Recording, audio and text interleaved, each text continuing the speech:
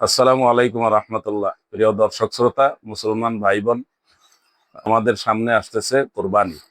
এই কোরবানি উপলক্ষে আমাদের যে সওয়াবের কাজগুলো, সেটা হচ্ছে কোরবানির যে মাস, হজের মাস, সেই মাসের 1 তারিখ থেকে 10 তারিখ পর্যন্ত রোজা রাখার কথা বলা হয়েছে। এবং এই 10 দিনকে আল্লাহ তাআলা অত্যন্ত গুরুত্ব দিয়েছেন এবং কোরআন মাজিদে এই 10 দিনের নামে আল্লাহ তাআলা শপথ করেছেন, ওয়াল ফাজরি ওয়া লায়ালিন আশর, ফজর এবং 10 দিনের শপথ।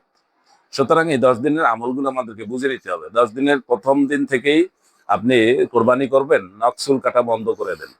এরপরে আপনি তাকবীর বলার চেষ্টা করেন। বিশেষ করে 9 তারিখ ফজর থেকে 13 তারিখ আসর পর্যন্ত তাকবীরে তাশরিক এটা বলতে হয়। তাকবীরে তাশরিক সাধারণত আমাদের দেশে একবার দুইবার আল্লাহু আকবার বলা হয়। মূলত আমি মক্কা মদিনায় এই আমলটি দেখেছি, তারা 3বার বলেন। তারা কিভাবে বলেন? তারা বলেন এভাবে: আল্লাহু আকবার, আল্লাহু আকবার, আল্লাহু আকবার, লা ইলাহা ইল্লাল্লাহু, আল্লাহু আকবার, আল্লাহু আকবার, ওয়ালিল্লাহিল হামদ।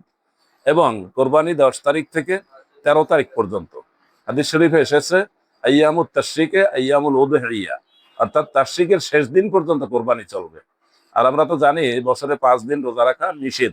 তা একটা দিন হচ্ছে রোজার পরে ঈদুল ফিতরের দিন, আর 4টা দিন কিন্তু এইখানে 10 তারিখ কোরবানি, 11 তারিখ, 12 তারিখ, 13 তারিখ, এই 4 দিনই কোরবানির দিন। 13 তারিখ সন্ধ্যার পূর্ব পর্যন্ত আপনি কোরবানি করতে পারবেন। সুতরাং এই কোরবানির দিনগুলো আমাদেরকে বুঝে নিতে হবে। এবং কোরবানি করা কার জন্য ওয়াজিব? হাদিস শরীফে বলা হয়েছে, মান ওয়াজাদা সাআতান, যার পক্ষে সম্ভব, যিনি একটি ছাগল কিনে অথবা একটা গরুতে অংশগ্রহণ করে কোরবানি দিতে পারেন, তার জন্যই কোরবানি দেওয়া ওয়াজিব। সুতরাং লক্ষ লক্ষ টাকা আপনার থাকতে হবে এটা কিন্তু নয়।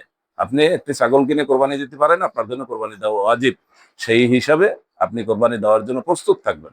আল্লাহ তৌফিক দান করুন।